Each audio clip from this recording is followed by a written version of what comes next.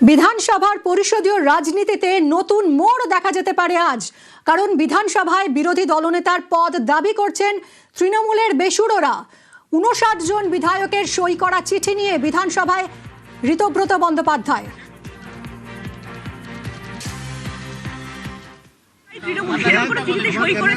এটা বলতে পারবো না, আমাদের নেত্রী মমতা বন্দ্যোপাধ্যায়, এটা আমি জানি। সেটা পার্টি ঠিক করবে। আমাদের নেত্রী মমতা বন্দ্যোপাধ্যায়, আমরা মমতা বন্দ্যোপাধ্যায় আমাদের নেত্রী, এটুকু বলতে পারবো। গতকাল ধর্নাতে এসেছিলেন দাদা, গতকাল ধর্নায় এসেছিলেন? আমি তো সকালে এসেছি বাড়ি।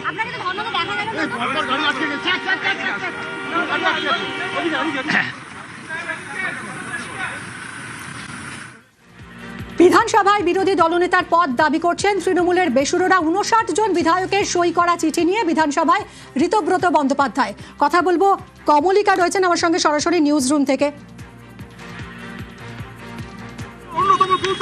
অ্যাকচুয়ালি আমরা বিরোধী দলনেতা কে হবে সেটাকে নিয়ে আজকে বিধানসভায় তৃণমূল কংগ্রেসের মেজরিটি আমরা আলোচনা করে আজকে ঠিক করব। একদম শুনে নিলে পরিষ্কার।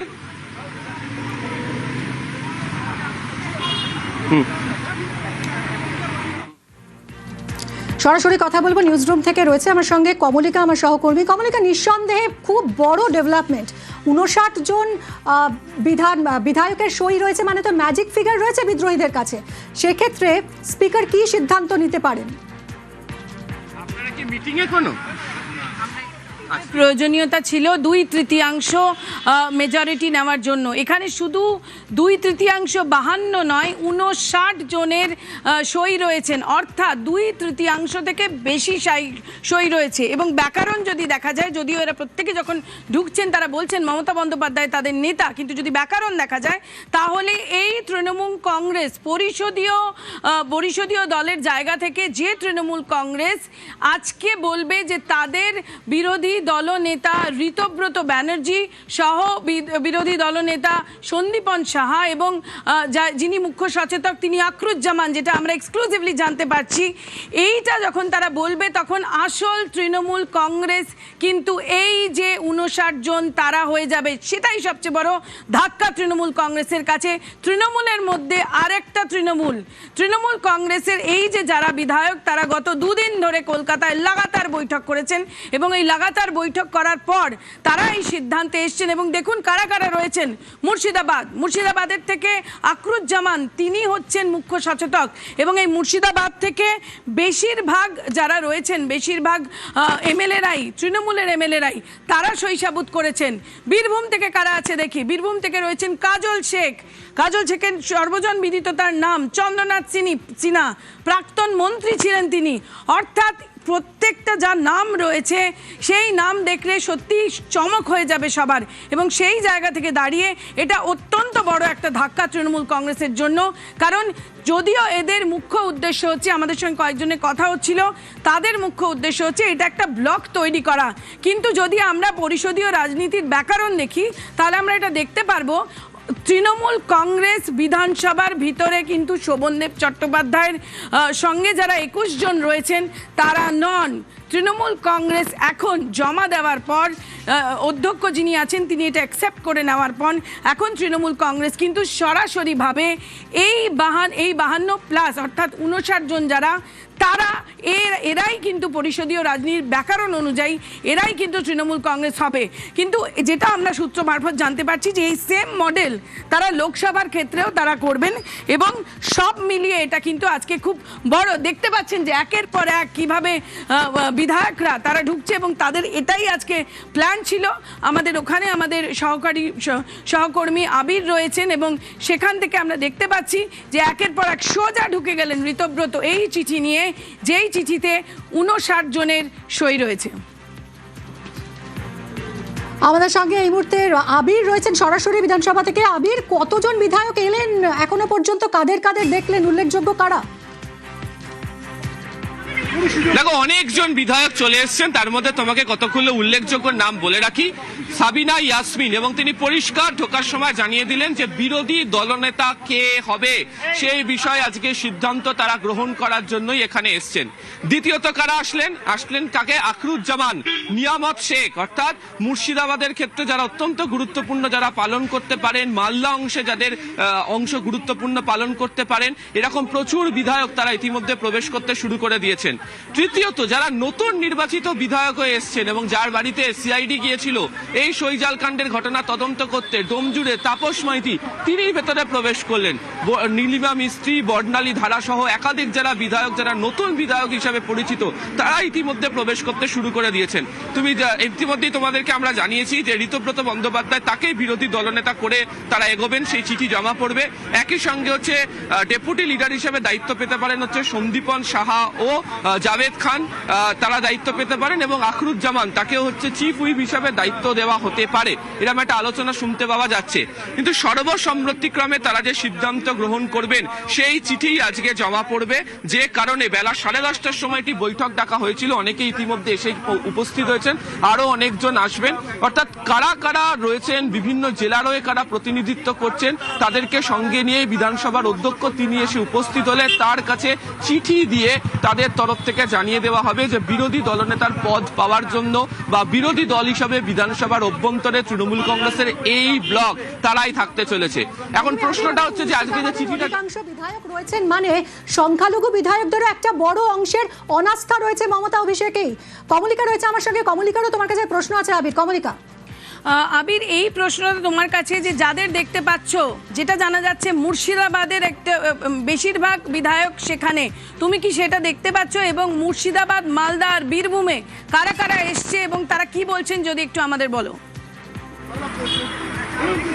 দেখো মালদা এবং মুর্শিদাবাদের যারা বিধায়ক তাদেরকে দেখতে পাওয়া যাচ্ছে একে একে প্রবেশ করছেন, এবং আলাদা আলাদা গাড়িতে নয়, মালদা মুর্শিদাবাদের বিধায়করা একসঙ্গে এক গাড়িতে করে প্রবেশ করছেন। যেমন সাবিনা ইয়াসমিনের সাথে আমরা দেখলাম 5 বিধায়ক তারা প্রবেশ করলেন। আমরা দেখলাম হচ্ছে নিয়ামত শেখ, আখরুজ্জামানের সঙ্গে একাধিক বিধায়ক তারা প্রবেশ করলেন।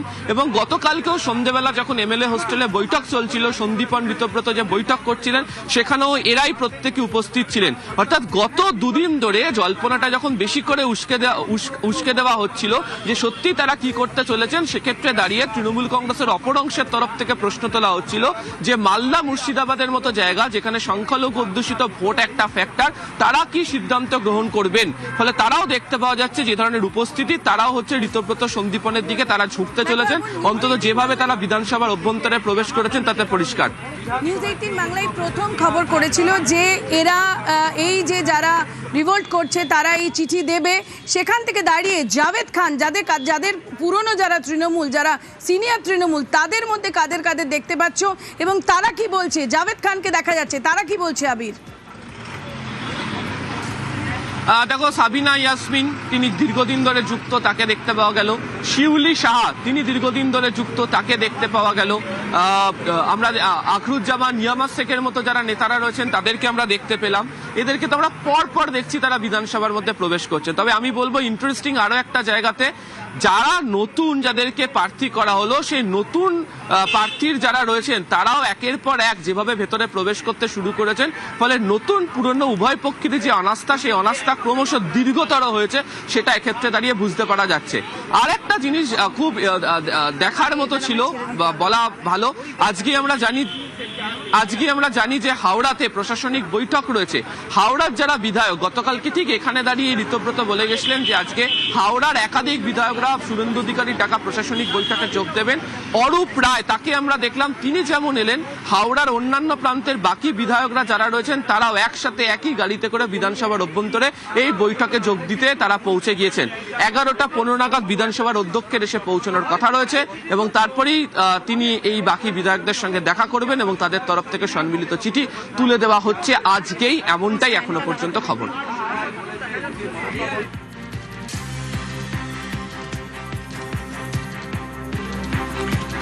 এদিকে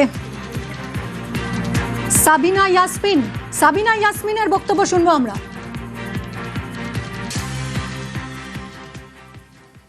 অ্যাকচুয়ালি আমরা বিরোধী দলনেতা কে হবে সেটাকে নিয়েই আজকে বিধানসভায় তৃণমূল কংগ্রেসের মেজরিটি আমরা এমএলএরা আলোচনা করে আজকে ঠিক করব। কি নতুন কোন কিছু সূচনা হবে? দেখো, সময় হলে বুঝতে পারবেন। আমরা আমাদের নিজের কাজে এসেছি, বিধানসভায় কাজ আছে, আমার আইডেন্টি কার্ড তৈরি করতে হবে। মুখ্য সচেতক হতে পারেন আখরুজ্জামানের বক্তব্য আমরা শুনলাম। একের পর এক বিধায়করা এসে গেছেন এবং অত্যন্ত গুরুত্বপূর্ণ বিধানসভায় বিরোধী দলনেতার পদ দাবি করছেন তৃণমূলের বেসুরোরা। ঋতব্রত বন্দ্যোপাধ্যায় বিরোধী দলনেতা হতে পারেন। 59 জন বিধায়কের সই করা চিঠি নিয়ে ইতিমধ্যেই বিধানসভায় ঋতব্রত বন্দ্যোপাধ্যায়। সহকারী দলনেতা হতে পারেন সন্দীপন সাহা, জাভেদ খান। মুখ্য সচেতক হতে পারেন আখরুজ্জামান। একের পর এক বেসুরো বিধায়ক ইতিমধ্যেই বিধানসভায় এসে পৌঁছেছেন। আমরা আবির আমাদের প্রতিনিধি রয়েছেন সঙ্গে, আবারও কথা বলবো আবিরের সঙ্গে। আবির, ঋতব্রতকে তো দল বহিষ্কার করেছে, তাহলে তিনি যদি বিরোধী দলনেতা হন তারপর তার স্ট্যাটাস কি হবে? দেখো, প্রথমত হচ্ছে তিনি দল থেকে বহিষ্কৃত হয়েছেন, বিধায়ক পদ থেকে নয়। ফলে স্বাভাবিক নিয়মে তিনি রাজ্য বিধানসভার মধ্যে আনঅ্যাটাচড বিধায়ক হিসাবে তিনি থেকে যাবেন।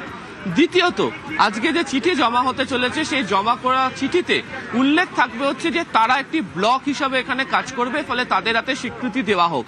ফলে বিধানসভার ইতিহাসে এ ধরনের নজির সে অর্থে নেই। যাদের সঙ্গে আমরা কথা বলতে পেরেছি তারাও কেউ মনে করে উঠতে পারছেন না। তবে এক্ষেত্রে যিনি আনঅ্যাটাচড বিধায়ক তিনি তো বিধায়ক হিসাবেই থাকবেন, ফলে তার এই পদ পাওয়ার ক্ষেত্রে কোনো ধরনের অসুবিধা হবে না।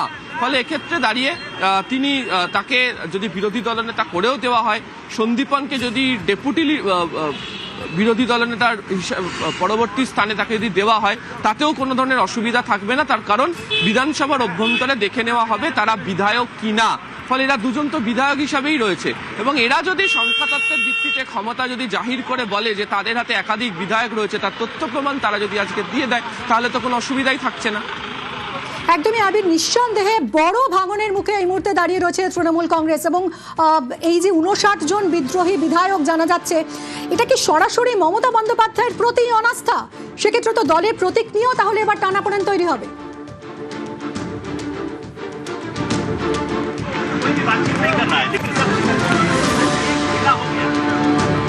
আবিরের সঙ্গে আবারও আমরা কথা বলবো। এই যে অঙ্কটা আপনাদেরকে দেখাচ্ছে, এই মুহূর্তে তৃণমূলে 80 জন বিধায়ক রয়েছে, তার মধ্যে 2 জনকে বহিষ্কার করেছে দল, সন্দীপন সাহা এবং ঋতব্রত বন্দ্যোপাধ্যায়। অর্থাৎ মোট বিধায়কের সংখ্যা তৃণমূলের এখন 78। এই 78-এর মধ্যে 2/3 মেজরিটি প্রয়োজন হবে। যদি তারা নতুন করে দল করতে চান তাহলে 52 জন বিধায়কের সমর্থন এক্ষেত্রে প্রয়োজন বিরোধী দলনেতার দাবি জানাতে। এবং ইতিমধ্যে 52 জনকে ছাপিয়ে গেছে সংখ্যাটা 59 জন বিধায়কের সই নিয়ে ঋতব্রত বন্দ্যোপাধ্যায় সহ বিরোধী যে বিদ্রোহী বিধায়করা রয়েছেন তারা ইতিমধ্যেই এই সই করা চিঠি নিয়ে বিধানসভায় পৌঁছে গিয়েছেন। সহকারী দলনেতা হতে পারেন সন্দীপন সাহা, সেরকমই জানা যাচ্ছে।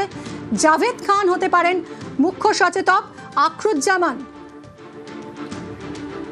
আমরা এই মুহূর্তে যোগাযোগ করেছি বিজেপি মুখপাত্র দেবজিৎ সরকারের সঙ্গে। দেবজিৎ বাবু, তৃণমূলে বড় ভাঙনের সম্ভাবনা, যদিও তাতে বিজেপি সরকারের হয়তো প্রত্যক্ষ বা কোনো প্রভাব প্রত্যক্ষভাবে সেভাবে নেই, কিন্তু আপনাদের কি অবস্থান?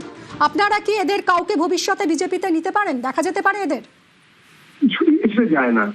তার কারণ হচ্ছে রকম পচা কিছু জিনিস এক বস্তা থেকে আরেক বস্তায় যাবে, সেই বস্তায় কি হবে না হবে, একসঙ্গে এক বস্তায় থাকবে কিনা তা নিয়ে বিজেপির লোকেদের কোনো উৎসাহ নেই।